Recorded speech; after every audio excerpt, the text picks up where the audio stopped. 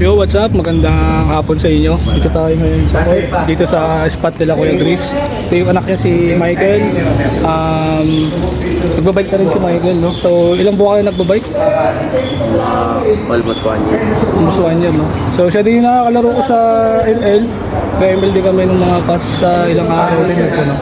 Kaso, pagod din ako, kaya di na kami nakapaglaro. Tapos si Kuya Angel, kakauwi lang galing ng barko. Pagod daw yung uwi niya, no? So, yung gamit natin ni DJ. Ayun. So, si Kuya Jojo nandun din sa tindahan. So videoan mo lang ako yung mga kaya kong gawin sa DJ natin. Siguro mga basic lang na mga tricks na gagawin natin. A few minutes later. So guys, magandang hapon. Naka-DJ tayo ngayon. This is my DJ stick. So, obviously naman naka-chrome tayo. Bakal. So, hindi lang ako dito sa flat draw, dito sa court. So,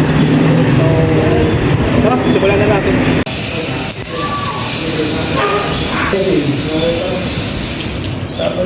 Pero dito may sabi ko dito. Yung sa Antipolo. Sa Antipolo. 10 seconds later.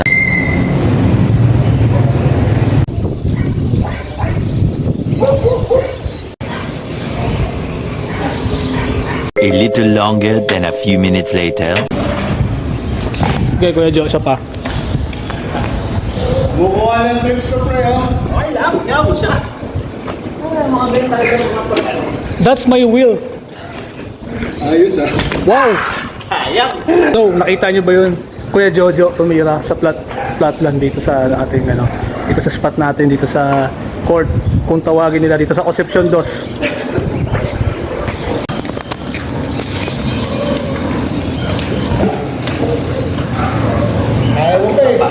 Resolution yan.